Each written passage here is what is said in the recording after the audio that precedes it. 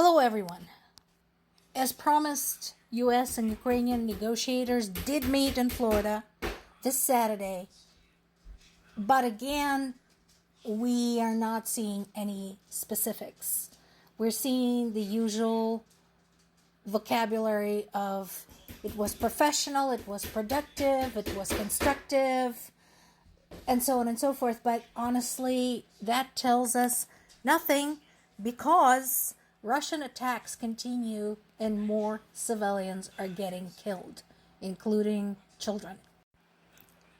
And I can understand Ukraine's position. This is one of those situations where we do have a double standard that Ukrainians know they have to show up for these. They know nothing good is going to come out of those. They know that there's not going to be some type of magical flip the switch result that suddenly causes the U.S. to staunchly oppose Russia's invasion of Ukraine. They know this.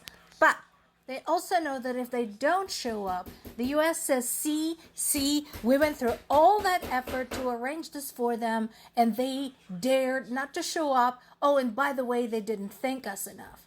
So, what choice have they got? So, the output is we continue discussing key issues and the next steps within the negotiation track. That basically means zip.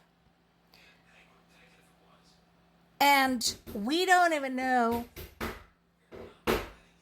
where the next talks might take place. In the past, we had them in the United Arab Emirates. We also had them in Geneva.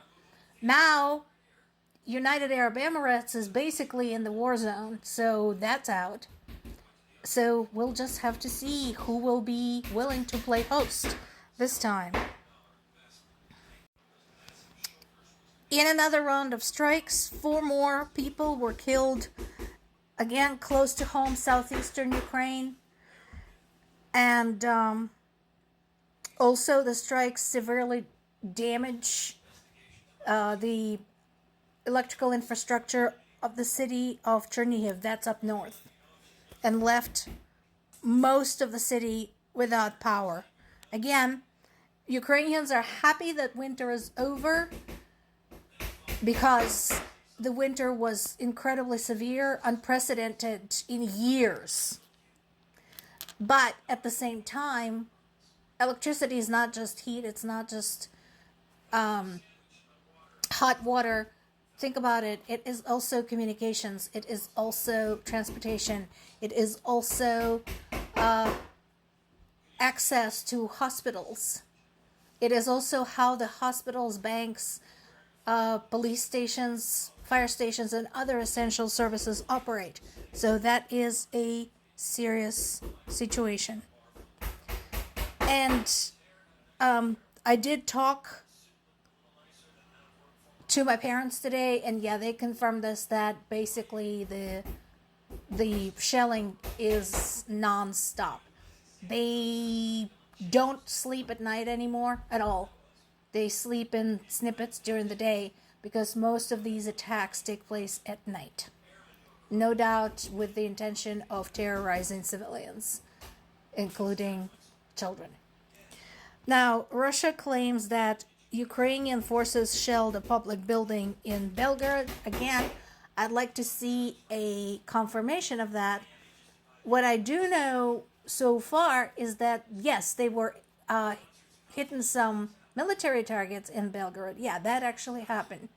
I want to know what is this public building that they're talking about. Honestly, whenever anybody from Russia says that Ukrainians are killing civilians, I just don't believe them anymore. And that is the problem with Russia, suppressing the information, twisting the information, basically producing lies systematically. Even if it were true, nobody would believe them because they've lied so much. Speaking of lies and information issues, authorities in nearly a dozen Russian regions in recent weeks cited various excuses to prevent demonstrations against internet censorship. So this is something that has been kind of going behind the scenes and not a lot of sources have been reporting on.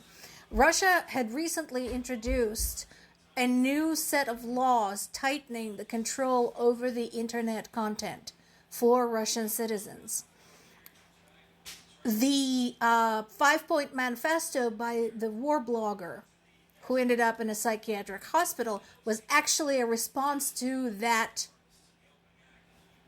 update of internet freedom laws. And so now, obviously, Russian people are not okay and they want to protest, but they are not allowed to.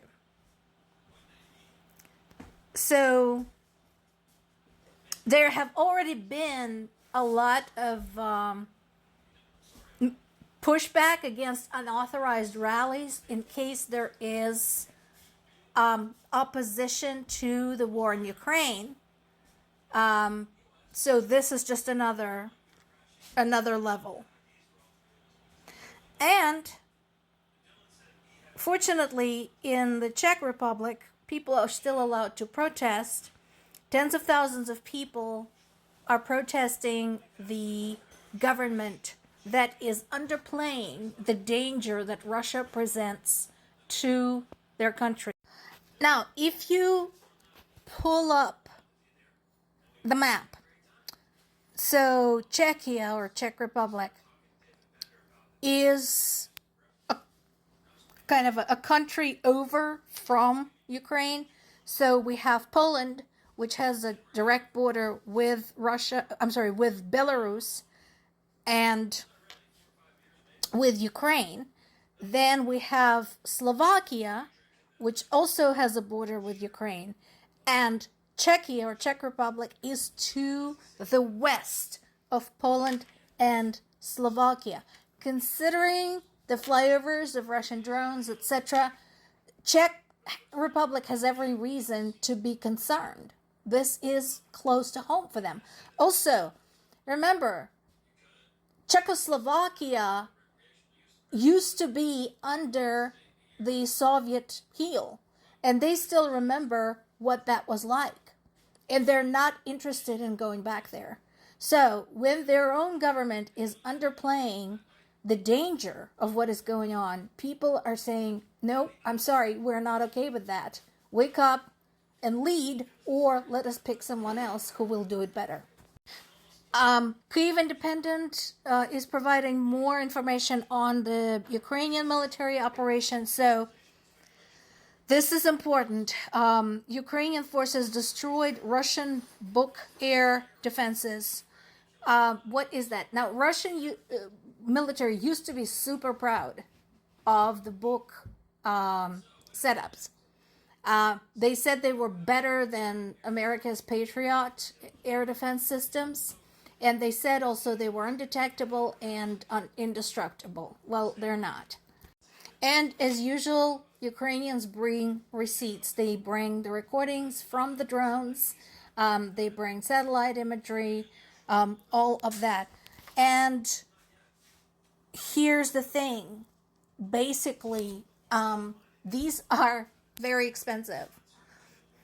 This is not just shooting down a couple of drones. These are pricey. So, once again, it's not just about dealing with Russia's offensive weapons, but also dealing with Russia's defensive weapons, because what are they defending? This is in one of the border regions. This is in the Bryansk region. What are they defending? They're defending military objects. They're defending troops. They're defending military supplies. They're defending drone launch areas and airplane launch areas from which airplanes, take off to drop the glide bombs. So, yeah, this is a big hole in their air defenses. More to come.